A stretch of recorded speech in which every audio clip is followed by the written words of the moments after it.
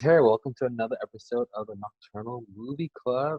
We're here, Jake, Justin, and we have our special guest, Julian, who is our Yes. special Nocturnal DC Fandome reporter covering all things DC Fandome. He was live on the ground, but live on the net, more like, covering all things DC Fandome. Julian, so what is first on the rundown? I know we all saw DC Fandome and all loved everything, but Justin, what's first on the rundown? Well, before I even get to rundown, I'd like to say not only that I loved it, but I bet you all the other conventions that are looking at this are thinking to themselves, wow, I should have done this at the first place. Yeah, that's a good point. It was a big win for DC, who's, has a history of losses lately. Yeah, I think everyone needs to take the L and look at DC and realize this is how you do it during the pandemic. And if they have this again next year, they need to have the option of doing this online and having this in person. I agree. I think the preparation I went into it, the execution was great. And then we're gearing up for part two this Saturday, which I'm not sure what the schedule is, but I'm curious to see what they have because I know all the major panels were like this past Saturday. Yes. All the live action stuff, and I think what next Saturday is all the comic stuff, like all the like artists and stuff like that, I believe. Yes, and I'm sorry I had to bring this up again, but when I looked at San Diego at home last month, it was bare bones compared to what we got. In San Diego, they just be like, hey, let's just put all these panels here. Hope someone will watch it on these different channels. DC Fandom not only had all the panels, but they had other interesting stuff on one channel. I repeat, one channel. Yeah, you make another solid point. I mean, if San Diego Comic Con is at home again next year, which I hope is not, they should definitely take some cues from DC and how they execute it. Well, I thought the good thing, or the smart thing they did, I don't know if it's good, but was pre-taping all their panels and just so that you can equate it with visuals, different stuff like that. I thought the panels were great. What do you guys think? I thought they were good too. Talking about DC Fandom or San Diego? No, DC, yeah, DC. Oh, yeah, of course. DC Fandom, I loved all the panels. I thought the Aquaman one, we could have gotten a lot more information. Not seeing Jason Momoa there kind of buzzed it out for me. Yeah, no, it sucked not having, but they made us aware prior to that he wasn't going to be there, so this way people didn't have their hopes up. So I thought that was cool. I need to go. I should have gotten my DC Fandom box before we did this, but now I do not feel like leaving my room. Wait, you got a full box? What's in it? Oh, it was a T-shirt, a hat, artwork from Jim Lee, and other goodies that was in there. So that was pretty cool. But I guess we should start talking about the panels now. Yeah, well, what's first on the list, Julian? We have Wonder Woman 84. Not only did we got a trailer, but we got a panel with the cast and the OG Wonder Woman coming out too. That I thought was a surprise. Yeah, I thought it was great. I mean, I think Gal is such a perfect Wonder Woman, and then we finally got to reveal Cheetah, which was cool. You and I, Justin, was sidebarring a little bit. I'm like, I don't know if that CGI is ready yet, but but that's why they had it so dark, I think. But I think it's going to be great. I don't think they could have avoided it. I think it was like, this is the second trailer. If we don't get Cheetah this time, it's like... Right, and this movie's been pushed back so many times. Where like who knows? Maybe that extra time is going to give them some more time to work on the CGI. Yeah. Yeah. As long as we're not getting like Cats the sequel, that's all that matters to me. Don't want that. Well, we don't want any Cavill beard levels bad CGI. Oh my god. Oh, don't get me started, please. Please don't get me started. We'll save that for when Snyder Cut comes up. Yes, that we will. But I love everything that we've seen presented there. I wonder when they have their premiere, I wonder how many people are going to ask some questions about the 80s. Oh, yeah. This is definitely the 80s have seemed to have their own story, like it's a character itself. You know, sometimes time periods and cities are characters with themselves within a movie. Yes. So I think the 80s and the setting of DC are great points for Wonder Woman. Yeah, I think like the whole premise of the 80s was a good choice. I mean, the 80s, they're definitely having a comeback with Stranger Things and other things that recently counted as all 80s based. But I think that the trailer reveal was, I think the trailer was epic in every way. Like, it hit all the marks for me. to me, that once they had that trailer, along with the fact that they had an entire room drawn by Jim Lee, it wasn't just only that one, but all the other panels that took place there was entirely drawn by Jim Lee. So I thought to myself, this is quite cool of how they're presenting this. So once they had that there, it really set the mood for the entire day. Yeah, it felt like you were walking in through, like it literally felt like you were walking through a digital Comic-Con. It didn't necessarily feel like, okay, I'm going on a different page now to watch a different screening and do a different video. It's like, it felt like I was walking through like a digital or virtual Comic-Con. I felt like I was in Kotlioka. I was just diving in, checking out. Nice. I was into it. Did the trailer do it for you, OJ? Yeah, the trailer did it for me. I don't know how much you guys know about the storyline of Wonder Woman 1984, but basically from what I'm hearing on the streets, on the internet, is that basically Wonder Woman is an same thing she was doing in Justice League. She's an archaeologist, and she's living in DC and studying art and collecting artifacts and whatnot. And Maxwell Lord is some kind of politician or maybe president, perhaps. And he gives everyone the ability to make a wish with like some kind of wish, the wishing stone, which is what I think, something from DC mythology. And Wonder Woman wishes for Steve Trevor, and then Barbara, who plays Cheetah, wishes to become. And this a lot of spoilers ahead if anyone's watching this for Wonder Woman 1984. Basically, Barbara wishes to be Apex Predator, and so, but part of when you make a wish, obviously, there's always a catch. So part of when Wonder Woman wishes to see Steve Trevor, she's starting to lose her power. So when you see that scene where Cheetah's like challenge, they're both mid a wish exchange, like so. Yes, I was just about to bring that up too. Yeah, so Cheetah is already becoming powerful, and she's like being ready to morph, and Wonder Woman is losing her power, which is why she's able to kind of challenge Diana in that scene a little bit. And so by the time you see her in the gold armor, that gold armor kind of gives her the abilities, her ability back a little bit, so she can fight Cheetah head on. So that's just like a little bit of the plot of. That's basically the whole Wonder Woman movie right there. Oh my God, where is your source coming from? But so that's basically what's happening. But obviously, there's lots of twists and turns and all that. Yeah. So, everything that they showed on the trailer could have been the very first hour of the movie. Yeah. Exactly. Yeah. What I'm mad we didn't get to see Natasha Rothwell, who's on HBO's Insecure. She's kind of like the new Wonder Woman sidekick. Yes. Replacing is it Peggy? Her sidekick, what's name? I forget it right now. From the movie, like kind of the girl she had with her, changing her and whatnot. I'm gonna get killed by the fans if anyone watches this. But so basically, but Natasha Rothwell, who's on HBO's Insecure, is like the new version of that in this movie, which is interesting because initially in the 80s and the comics, that was a white character, and then in the comics later they made it a black character, so doing the same thing in the movie. So I thought that's cool too. The Nick Fury effect. Yeah, but we haven't seen any of that in the trailer yet, so I'm curious to see how that plays out too. So how interested all of you are on the Gotham Knights? Because I was literally blown away. Not only that they gave us a trailer, but we got gameplay too. And even though there was a few people that asked me if this is going to be a continuation of the Arkham series, it's completely not. It's going to be completely different. But I was excited once I seen that trailer because this is something the studios hyped up for about a year, but we just did not have any idea what this would be. So how interested are all of you on Gotham Knights? I'm not a gamer, but I definitely can't wait to see like how they release all those outtakes of the storylines of video games. I love whenever they make like a video game, a superhero video game, that there's all these storyline breaks that you get to put together, and they kind of weave together how Injustice did.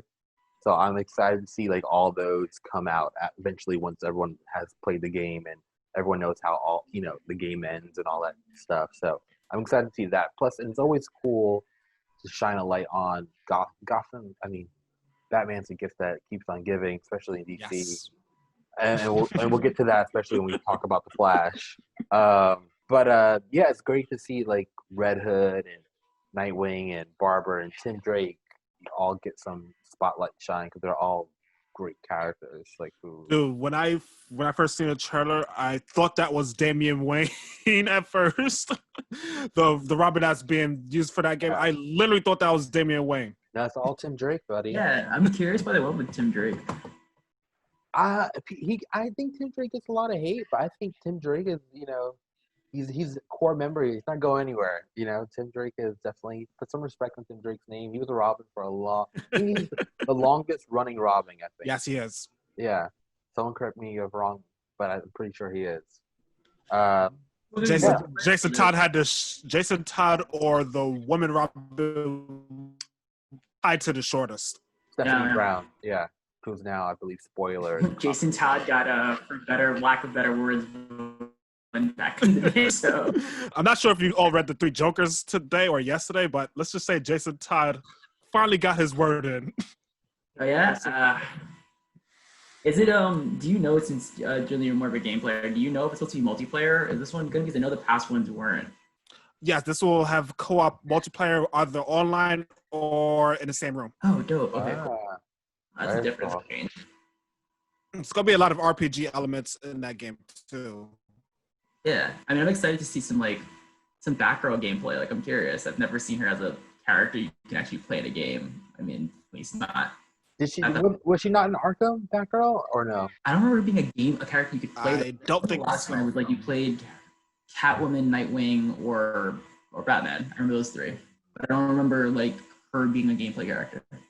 Oracle originals, like Oracle was like in his headset. Oh, okay. I'm not. I think it's because the Arkham games took place on the same comic book storyline, the Serious House and the Serious Earth. So Batgirl wasn't really playable yet. Okay. How do you feel about her being in the classic yellow and purple? Loving it. Thumbs up. Don't mind at all. Cool. I like the classic yellow and purple, but I didn't like the design of it. I wasn't feeling it because it was a weird, like, to me. I hate that, like, the mask with the ears. Like, either going to give me like the full like come down with it, like the full like rundown, or like don't give me like this half like mask thing with the ears. I thought it was a little too like Halloween-ish. Mean Girls. Just say Alicia Silverstone's character. Just say. I don't hate that design. Like I don't mind Alicia. It's cool too. I don't. Yeah. I didn't think it was bad. Yeah, don't give me like the half. Either give me like just this, like the whole, just give me that, or don't give me like this and then like just the ears by itself. It's weird. Yeah. Like, I need the whole like thing come down. The whole cowl for sure. The whole cowl, yeah. Jake, are you interested in Gotham Knights, or is this not your cup of tea? I mean, I'm not much of a gamer myself, but from what I've seen, I'm pretty excited to see what it has to offer. I'd pick it up. So then we get to the Suicide Squad. Yes. Well, actually, no, the Flash first. The Flash. Oh, Julie got so excited. So, you know what? What do you want to talk about first? The Flash or the Suicide Squad? Take your vote. We'll go in order with the Flash because both have a lot to talk about, so we'll just go in order with the Flash. Okay. We saw that Andy Muschietti, I say that right, I hope. Batfleck is back officially. And Michael Keaton and Ezra Miller in one film. Well, I don't think he confirmed Michael Keaton just yet, but it's still in talks. Wait, you don't think so yet? Because the concept art kind of really showed Keaton's version of Batman. It definitely did, but they haven't officially announced it yet. But I'm sure the ink is dry on that contract. And I don't know. I've heard some rumors down the line. I mean, I also have a source, OJ. So I heard some rumors that feel like it might be the person that's gonna like take over in terms of being like, I guess, the new Batman's trainer, or they decide to be the new like lead Bat person in the Trinity. Okay, so I'll take it a step from that, and and I'll do a little shift. And basically what's happening is the rumor is that Keaton will be kind of I want to say like a Batman Beyond type Batman for the Batgirl movie, which is weird. and then there's also a rumor that Batgirl will fill Ben Affleck's role in the DC Trinity going forth, which is also weird. But there's also rumors that we're getting a Supergirl movie, so it's also kind of strange. Yeah. I'm not exactly. DC is playing a game. I'm not sure what they're aiming at, but Well, they're doing Flashpoint, right? Like that's the. Yeah, they're that's doing the a thing they're variation doing. of Flashpoint. Are we getting a Reverse Flash in that or no? I didn't get to see. That's the one panel I didn't see. So. Yeah, I would assume so. Like he didn't know who the villain is, but it's definitely gonna be some variation of Flashpoint. The rumor is also this is like Ben Affleck's goodbye for his DC for his role. He's gonna get lost eventually at the end of the movie. He's going to be this is bye-bye. Somehow his character is erased within this continuity, so we'll see what happens. But it's also we also hear that Michelle Pfeiffer might pop up somehow. So we got Keaton back. So there's all types of things brewing here with this Flash movie. But we did see some interesting concept art, which I thought was great. I didn't love the Flash shoot that they showed, but there's still a lot of. I thought it was very much cleaner than the over bulked up suit that he had on Justice League. Oh yeah. No, I kind of like the design. It made sense. Yeah, I like the Justice League suit. Not to say I hate the design, but when you look at the two, you realize, oh, this looks much more cleaner and much more wearable than the bulked up armor suit he had. I don't know. I feel like we're having our first movie club debate. Bring it on. Yeah. All right, so we have two for the suit and two not for the suit. Yeah, no, I think it's still concept art, so it's still early, but I think if we can have some kind of middle ground there between what we saw versus what we saw in Justice League, I'd be happy with that. So we'll see what happens.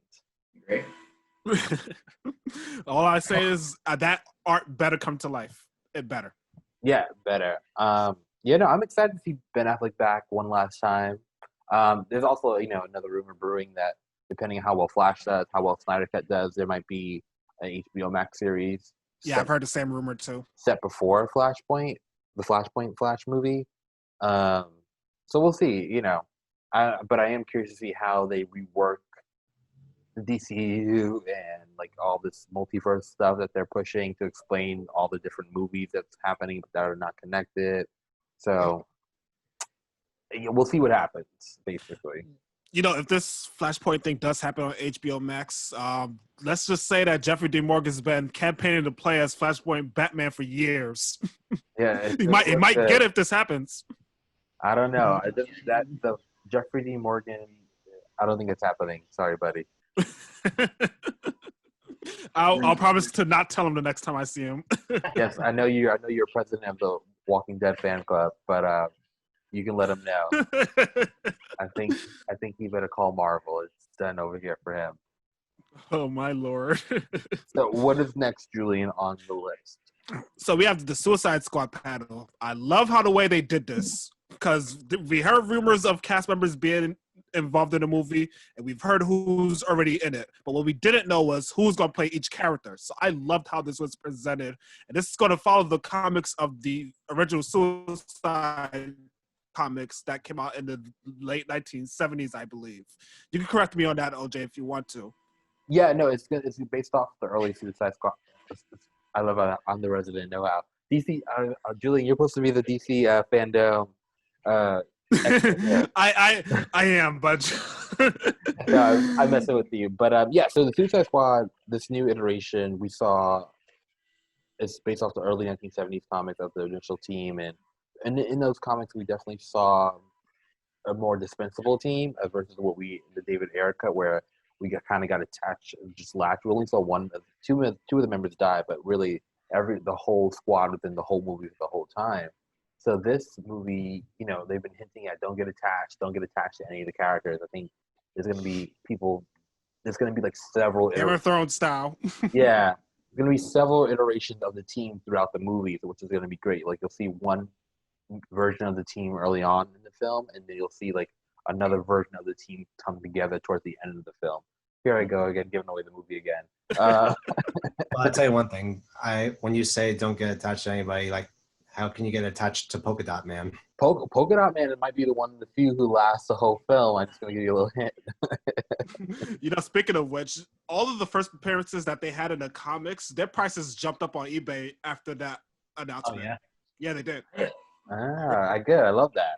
I like it. I still think the team is a little underpowered for my liking. Like, I mean, they put in Shark King, which is awesome. Yes. Yeah. They are. Where's Killer Frost? Where's like the heavy hitters? Like, Killer Frost is a big budget. I mean, Killer Frost is a big budget. I mean, the original didn't do great, but it made money. Like, It did. It made its money, but it had also came with problems too. I think this one, because James Gunn is doing this, and I have a lot of trust in him since he did all the Guardians of the Galaxy films. This one, I think, is going to blow away the entire budget that the first one made. oh yeah. What do you think of Harley's new? What do you think of the Harley Quinn's new look? Because it being kind of like, it looks like it's a film version of the Arkham. Like, they're getting inspiration from that. And Yeah, definitely take some cues from the Arkham when I loved it. I think, she's so you have to give David Ayer a lot of credit. He did some really cool things with the Harley character and definitely took her to the next level, especially with the pink and blue. I love that, and they did that with the cartoon show as well. But I like what James is doing as well. I think he's bringing some of the classic elements of the initial Tim Burton, Tim Burton, not Tim Burton, but Tim Burton. I forget his name. That, but from the original Batman the animated series where Harley was born, so we get some of those elements of her classic Jester comic colors mixed with like the Arkham as well. So I think it's a cool combination of the two. For sure. I mean, Jake, this is your fandom moment. So go ahead, Jake. Who are you most looking forward to seeing on the big screen in terms of the Suicide Squad? Oh, definitely King Shark. Yes. You have any King Shark merchandise? No, unfortunately, I don't. When did you first know King Shark was your? Oh, when I saw Justice League Dark Apocalypse War, like that was like my first DC animated experience. And I throw back to watch episode 1 now if you haven't already. Who we talk about? The link down below. Oh my God. Have you seen? Oh man, is it Assault on Arkham or is it? Yeah, it's Assault on Arkham. The Suicide Squad movie, the animated one. Assault of Arkham. That is the animated one. Yeah. Yeah, I'm trying to remember if that's Killer Croc or if that's King Shark in that one. No, It's a long time. he's not in that one. So is that Croc? It might be. Croc. I don't think King Shark shows up to the Apocalypse War. It's his first appearance, really. But he did. I think King Shark was also like on the Arrowverse, like some kind of. Oh yeah. Version showed up there. And I'm happy to see that everyone in that entire panel is very happy to be part of it, including John Cena too. He was very funny in that panel. Oh yeah. John Cena is the man. I'm hoping they give Waller more to do though, because Waller in the comic book is a real heavy hitter, and like I'm hoping they give Waller something to do. I don't know. I'm nervous. They didn't show a lot of Waller footage. It was very, very Harley Quinn heavy. Yeah. But we'll see. Oh, so what is next after Suicide Squad, Julian? After Suicide Squad, well, I want to talk about this because there was one skit they had where the Batman voice actors was watching the Adam West Batman TV show. I thought that was the funniest thing of the entire DC Fandome. Especially I love that Adam they West poked so fun of all those scenes. So that I thought was quite funny. And after that, we get to the Snyder cut of Justice League. And it was leaked earlier in the day, and I did not watch it because I knew I was reporting on DC Fandome, so I did not watch it and had no passion to watch any leaked product. So I waited until 5 o'clock or 5:15 or 5:30 or whatever that time was. Waited till 5:15 at that time to finally start tweeting about it. Was excited of what I seen, but I've also seen the same fans complain about it again, saying that, oh, it's just scenes that were not used compiled into one movie. Well, here's some news for you, buddy. We got 4 parts of this one movie that's going to be an HBO Max. I literally thought that this was going to be episodic to begin with because if you guys seen The Irishman, it was way too long to digest and and watch. So I'm glad they did put this all in 4 parts. What do you all think? I agree, especially considering that we have like the Ultimate Edition of Batman versus Superman: Dawn of Justice, and how long that was. Yeah. And knowing how much Oof. Zack Snyder put into this one, I'm like, it's good that we got a series out of it. If we're gonna make it really long, we need breaks in between. However, I will say this: when they do make the breaks, please do not do this in the middle of a battle. Please don't. Do not do this on the middle of a battle. Oh, they're fighting on Darkseid or Steppenwolf. Let's start the battle, then cut to black. You gotta wait till next week. It's gonna break my heart if they do that. I will Don't do that. watch a lot of Watchmen vibes, which I'm not mad at. Yeah, definitely had strong watch. I mean, I think is Zack Snyder now officially, if he doesn't already, has an official like style to him for sure that I think are in all his films. So I think that's like definitely has the Zack Snyder touch. I don't know. I'm super excited about the Snyder Cut. I would love just an episode with the Dark Side and that battle between like we saw a little glimpse of it in the intro, and then also when we saw like the original Aquaman. I don't know, like maybe Aquaman's grandfather. He's like stomping the Trident down, and I want to see more of like that first Green Lantern on there, and then the Wonder Woman, like the Amazons fighting Darkseid's army. I would just love one episode of that. But for a day, just do it. yeah, the flashback. But yeah, no, I'm super cool. I think I'm hoping for. I'm hoping that we get a Martian Manhunter tease, like as he talked about on Twitter. I'm hoping for a Green Lantern tease. Yeah, I was just about to ask all of you, do you think we're going to get one glimpse of Green Lantern? It doesn't matter if it's CGI or in person or just a costume. Do you think we'll get one glimpse? I hope so. I mean, yes, Ryan Reynolds is back. You heard it here first. How funny would it be if it was exclusive? Were you expecting someone else? That would be so meta. It would be so freaking funny. But I'm actually looking forward to this because I did not like the original Justice League. I seriously didn't. Once I found out that Zack Snyder was going to stop directing because he had family issues, I thought to myself, okay, this movie is doomed, and I don't care what anybody says on Twitter or everywhere else. A lot of people are going to hate this movie, and that's exactly how it turned out. No comment. It's OJ. Hey, Josh. Do you like the movie, OJ? What do you say? Shout out to Josh Whedon. No, I didn't mean to go on a rant or anything, but I just did not like the first movie. Now this makes all sense. He has way too much knowledge of the movies. He's obviously being paid by Warner Brothers to do this.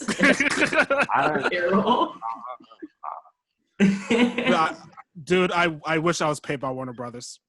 Same. But believe me, I'm not going to knock anyone that likes the first Justice League movie. If you like it, fine, you like it. But I'm not saying that. I'm definitely not saying I like that first movie. But I'm super excited for the Snyder Cut. No, go ahead, OJ. And that This political answer. I'm super excited for the Snyder Cut. I think it's great that we get to have Zack's real version of his vision, and I think it's always super cool when a filmmaker gets to totally express themselves in the way that without corporate bullshit getting in the way of a director's vision and a story that they want to tell. So I think that's super cool, and hopefully going forward, and I think that's something DC is pushing with their filmmaker trend versus like the Marvel thing of everything has to be connected and the factory and cranking stuff out, but DC is like leaning into this, like, we're about the filmmaker thing. So I hope they continue with that, and I hope Zack and he can hopefully after this somehow be involved. I know he's a producer on Wonder Woman, but also after Snyder, hopefully, this gets so many views that he's somehow doing another DC project, maybe Man of Steel Part 2. So we'll see. No, I also want to say, because I think it was a few weeks before we got the reveal that we got the black suit Superman. And I'll have to say that the work they did on that to change the color to black and white, I thought that was quite impressive. Yeah. And I literally couldn't tell it was a color change. Yeah, I was impressed. It was very impressive.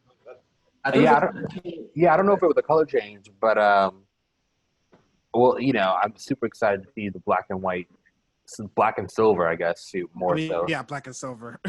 But yeah, I'm super excited to see it. Because that's how the story was originally intended, when it was the death of Superman and the rise of Superman. I believe it was. Yeah, no, he's the black and silver is definitely very comic accurate, minus the cape. I would like to see without the cape, but I'm super excited. I think Snyder's gonna hit a home run. I believe so too. So what is next, Julian? Well, right after that, we get to Black Adam, and this was quite interesting because although we did not get any kind of trailers at all, we got not only concept art but news to what can we expect from Black Adam. And now that we know that Black Adam was in prison for about 5,000 years, we could say that this is the first movie in the entire DCEU continuity. I'm looking forward to this because we're also finally going to get the Justice Society of America, something we should have gotten within the last, 5-6 years in the DCEU. So I'm glad for this. OJ, you was about to say something? Yeah, I'm super excited about Black Adam. I mean, of course, they didn't have a trailer to show because they haven't shot anything. Not everyone has been cast yet. I was hoping for a little more casting elements. I mean, we got Noah Centineo as Atom Smasher, which I thought was great. We found out that Dr. Fate is going to be in it. Cyclone and Hawkman. I was hoping for a Hawkwoman, Hawkgirl. I was hoping for Hawkwoman too. Hawkgirl, yeah, announcement. Maybe they're saving that to surprise us. We'll see. So yeah, I'm super excited about Black Adam. I think Rock has been campaigning for this so hard and for so long, and I know he's going to put it all in it. He's also a producer on Shazam, so yeah, I'm excited to see as they further develop, where they go with that and who's the villain per se. So we'll see what happens. But yeah, for Black Adam, we got the storyline. So for Black Adam, which is really cool, I think Fandome and Rock, having not shot anything, so I thought it was pretty cool that they put together that story concept art trailer that they did for us. I thought that was cool, and they put two together. So the first concept art trailer that we got was basically just the storyline breaking down what's happening, and he's going to be this anti-hero type character. And then the second concept art trailer we got was announcement of all the characters joining with Dr. Fate and Hawkman and Cyclone and Atom Smasher. So from what I hear, the storyline goes as of course I want to ruin the movie for everybody. Spill that tea, please. Just to pay Warner Brothers sponsorship is doing. Yes, my DCE movie's coming soon. Did you not hear? We'll get to Static Shock soon. Which I'll be starring in. Well, again, as I said before, I'm excited that the Justice Society of America is being in this movie because they should have been in at least one of the DCEU films from the start. And the fact that this is taking place 5,000 years after he's in prison makes me believe that this is going to be the first in the entire DCEU timeline. Plus, again, with The Rock, he's also campaigning for his fight with Superman. So we could get Black Adam versus Superman sometime in the future. I don't know when. I'll tell you. I'll break it. I'll break it down for you. So you mentioned the 5,000. So we will see the whole imprisonment of when the Wizard from Shazam movie is going to imprison the Black Adam's character, and then we'll see an early iteration of the JSA in that movie. We'll get an early iteration of them helping the Wizard imprison him, and then Hawkman and Dr. Fate. So we'll see those characters from 5,000 years ago be the same characters in the present day. And then their new recruits, as which Atom Smasher and Cyclone join them. And then that's when we'll get Hawkgirl, supposedly, is in that 5,000 prelogue, I guess, per se, of when they take down Black Adam. And it's rumored that we'll get, and maybe we might get a version of the early Flash or Jay Garrick cut in that JSA as well. So we'll see. We might some early JSA characters that will be in that Flash, that prelogue of when the Rock goes into prison and whatnot. what do you think about all of this, Jake and Justin? I'm excited. I mean, I'm excited. I'm a huge Hawk Girl fan, so I'm hoping we get us something there. But I'm also excited I feel like The Rock has, you said earlier, he's been campaigning for this part for so long that I feel like he really wants it, and I want to see what he can do with it. I'm excited. To see like, okay, Rock versus Superman, like that is something I definitely want to see. What was that, Jake? You want to see Superman versus Black Adam? Yeah. Well, with the, in the connection, obviously everyone knows at this point that The Rock's ex-wife is Henry Cavill's manager. So hopefully, and The Rock being a producer, so hopefully we'll get that. We'll see. And I think it's necessary that we get a Shazam cameo too. Mm-hmm. I also think that the first time that these two will meet will be on the XFL. Since the Rock and Danae own it now. I just want to see. I'm hoping some good fight scenes. Yeah, I'm hoping for some great fight scenes too. So we'll see. Let me see here. Okay, so after that was the Aquaman panel. We learned literally nothing from here. Yeah, we learned literally. That was the only disappointment of the whole DC Fandome thing, but it was so disappointing that not everybody remembered it. Merely a drip. Well, we could talk about a few things with Aquaman. One, we know that we're probably going to get Black Manta back. For sure. I think it was terrible that they made him like a B character in the first movie, because like now him stepping up to the main villain, I think it's going to look a little weird. And it's not like Aquaman has like a ton of rogues to play with, so we'll see. And then there's also this debate on whether or not Amber Heard is going to come back as Mara. We don't know. So we'll see. But that's all the Aquaman tea I have. So before we even segue to the next one, we got Ask Harley Quinn. How many of you left in tears with that? Oh, that was hilarious. And I love that. Oh, yeah. I love that Haley Kukko. I think she's such a great Harley Quinn. I think she's... Yeah. And I love the Harley. If anyone who's not watching the Harley Quinn series, I think they're... It's awesome. It is literally the best animated thing that's on DC right now. Yeah. They just put it on HBO Max, too. It's on Sci-Fi Network, too. If you have... Wait, it's on Sci-Fi Network now? I did not know that. Yeah, so it's out there if you haven't watched it. But, yeah. They most likely had to tone down all the language, did they? Yeah. Somewhat. There's bleeps. Too hot for the Sci-Fi Channel. Yeah. Well, Sci-Fi, I don't know if you've seen their program lately. I actually love what Sci-Fi's been doing. Between Happy and The Magicians, I'm a quiet Sci-Fi fan, Sci-Fi Network fan. Quiet? Yeah, I'm quiet, as they say. Like watching like no one says they watch it, somebody else brings it up, and it's like, hey, I've seen it. Oh yeah, I love The Magician. Love that show. So good. So over here watching Sharknado. 1, 2, 3, and 4. Yes. It's so good. I think the last Sharknado I've seen was the one with Seth Rollins. Was WWE fans would know who he is, but he was the last. That was the last time I seen Sharknado. I'm not sure what number that was. I don't know. Don't know. There were too many cameos in these movies that counts. And then, so, Julian, what's next on the list? We have Shazam, and this one was also subtitled the Shazoom panel because Shazam, Zoom, kind of blends it together. Took me a minute. Also, I have to say I loved how the way they revealed the title of the film. They had her drawing on the paper, and the next thing you know, she revealed the poster of the film. And plus, we got Sinbad in the movie. Either he's in it or he's not in it, or he's saying that he is.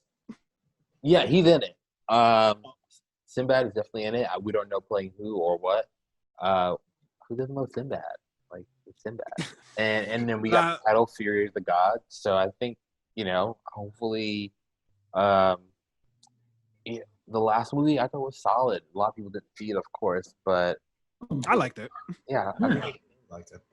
I'm hoping for something bigger. Hopefully, we get more time with the family. I wasn't expecting to get the whole Shazam family. No, like that was a curveball. Hopefully, we get more of the adult Shazamers in there. Uh, I'm excited about Shazam too, for sure. And hopefully, we'll see maybe Black Adam and makes an end credit scene or something like that.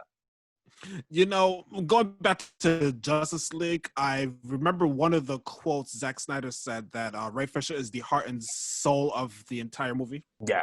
How do you guys feel about this whole situation with Ray Fisher? Ray, what did Ray tell me to say? He said, Ray's super excited to be a part of the movie. No, I'm kidding. No, yeah. We lost a lot of what that heart and soul was in the initial release of the Justice League, and a lot of the, we saw it in the trailers too. A lot of the football scenes, a lot of what happened with his dad and mom, and so we definitely lost like a lot of his story building elements. So I'm excited to see all those things put back into the film, and how the accident happened and all that stuff, because we get to see him pre-robotic in this new cut. So I'm excited to see how how he becomes Cyborg in this one. Yeah, that was one of the things too. Like, regardless of like how I feel about the original Justice League cut of like the Joss Whedon cut of the film, I felt like there was not enough of him in there. Yeah, I completely agree. Completely agree. And now we go to, let's see here. We go to the Batman now. Yeah, we do. Are we at the Oh, Batman boy. already? All right, that's This- came out.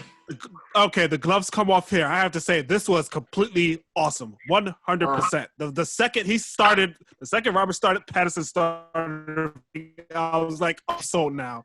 There, that's all I needed. Just mic dropped. Just a mic drop.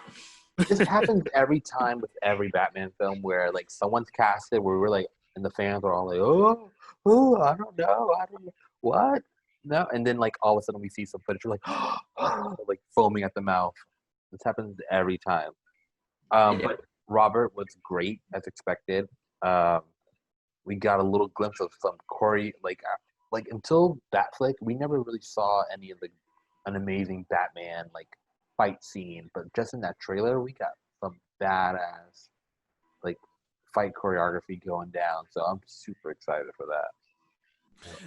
Matt Reeves went on detail for a lot of the details that we're going to get in the movie. And although he was talking about maybe 20 miles per hour or 30 or 50, I understood a lot of what he said.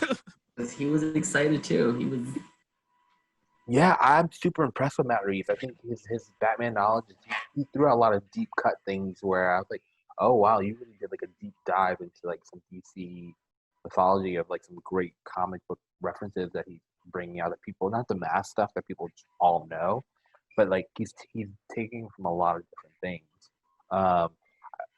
Oddly enough, I got some like Hush vibes, Batman Hush vibes. I don't know if you guys saw that movie. Yeah. Yeah, I read that comic years ago. Oh my god! Yeah, I remember reading that. Gave me some early on Hush vibes. I don't know if you guys also catch Colin Farrell's Penguin in there. Oh yeah. I've caught it. Yeah. Like- Unrecognizable. Like, Unrecognizable. give the Oscar for best makeup and design there, please. Yeah, I had to like watch a few breakdowns because I didn't like realize that was Colin like just his Farrell. face, like the way he spoke. I was like, oh my god, wait, that's Colin Farrell. Like like he's killing it. Yeah, we also got a glimpse of Catwoman. As Selena this time. Yeah, Hate her. Selena. Yeah, because this whole story is supposed to take place during year 2 in the comic series. But I also think they're going to blend that in with the story of the Court of Owls, because there's a little bit of Easter eggs about a Court of Owls that we've seen in that trailer too. Yeah, we'll see. I mean, this is supposed to be a trilogy that we're getting, so we'll see if it builds up to that or how they're going to play it out. I mean, I think for this one, for sure, Riddler and Penguin are definitely the main villains. So we'll see though. But I was so funny. I think Zoe Kravitz is perfect as Catwoman so far. She's got the body language down packed. She's got the like, her eye contact is good. I thought the scene of her coming down in that clip, I was like, that's definitely something out of the animated series. That's perfect. Yeah, I thought it looked amazing. But like, I get it. I get it. Another. She's good. I appreciate it. I just want Cool. to. I'm curious to see the dialogue though. I want to see like her and Robert Pattinson's chemistry. But Riddler was just like, Well, we'll see. I'm excited for Paul. I love Paul Dano, so we'll see too how he kills it as a Riddler. If he can top Jim Carrey, we'll see. I mean, You know, Like, pretty legit. one of the unexpected announcements that happened during Fandome was I think it was the multimedia panel where they announced that the Static Shock film is going to be in development. That caught me off guard. I was so hyped for that because I've watched the cartoon and I've also read the comics years later. And I thought to myself since then, when is he going to get his own treatment? When is that happening? So they announced that. Yes, Julian, that's a great way to end it. We're ending on Static Shock. This is the announcement, guys. So I am playing Static Shock. Me and DC have been talking for months, and it's gonna be great. It's gonna be super mytho. Like you're not gonna know where the story's coming from. But no, yeah, we're super excited about Static Shock. I mean, finally, we all grew up on Static. Yes. I think it's awesome. I mean, obviously, we're in a time of inclusion and diversity and bringing stories to the forefront. And Static Shock could be, I think, a more perfect character, especially something we all us nerds really grew up on. I think it's long overdue, and hopefully he's connected to the bigger world of the DC EU. Maybe we'll get a sneak peek like of him in Flashpoint when he's like running through the timelines. Maybe like we'll get the background. Yeah. Yeah, That'd be a genius way of introducing a bunch of new characters. Just to see like Barry running. I mean, I don't want to see Ezra Miller from the chest down because he can't run, but up here, he can run. He's great, but like. Oh, Ezra. I got one more tidbit also. Go ahead. I'm not sure if this was announced on Fandome, but I read it the next day that the Batman the Halloween animated film is going to be a 2-part animated film, and it's going to be coming out. Batman what? The Long Halloween. Oh, They're yeah. finally making that into the Halloween. Which is weird because I guess they're doing this to prep people for the Batman movie, because a lot of what Matt Reeves' film is based off that. So I guess they're releasing that DC corporate synergy here. We love to see, we like it.